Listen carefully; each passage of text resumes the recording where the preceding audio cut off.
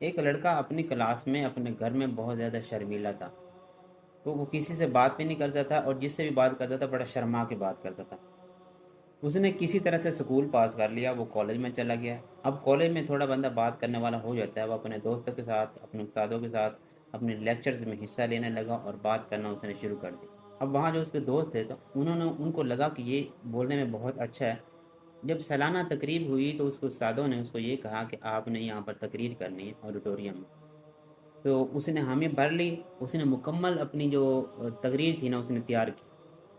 لیکن کیونکہ پہلی دفعہ وہ اسٹیج پہ جا رہا تھا، وہ اسٹیج پہ جیسے ہی پہنچا، وہاں پر کھڑے ہو کے جب اپنے سامنے کراؤڈ دیکھا تو وہ کانپنے لگ گیا، اس کے کوئی الفاظ نہیں ذہن میں رہے اور اس کی زبان بھی کانپنے لگی اور وہ کچھ بھی نہ بول سکا۔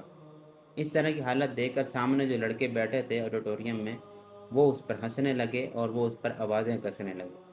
وہ یہ بات برداشت نہ کر سکا اور واپس آڈیٹوریم کے پیچھے جا کر، اسٹیج کے پیچھے جا کر رونے لگ گیا۔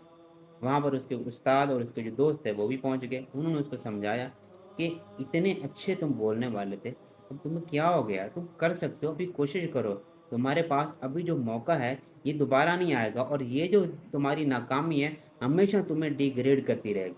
ابھی تمہارے پاس موقع ہے، تم سب کچھ کر سکتے ہو۔ پھر وہ تھوڑا موٹیویٹ ہوتا ہے، پھر دوبارہ وہ اسٹیج پہ آتا ہے، ایک لمبی سانس لیتا ہے اور دوبارہ وہ اپنی بات شروع کرتا ہے۔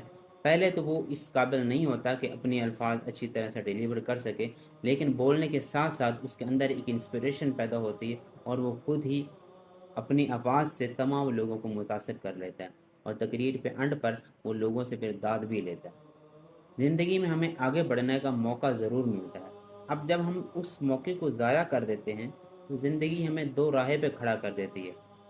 ایک میں یہ ہے کہ ہم سوچتے ہیں کہ یہ موقع ہم میری زندگی میں دوبارہ آئے گا بھی نہیں اور میں اس کو چاہتا بھی نہیں ہوں، اور دوسرا یہ آپ سوچتے ہیں کہ اب جب موقع مجھے آیا تو میں اپنے آپ کو پروو کروں گا۔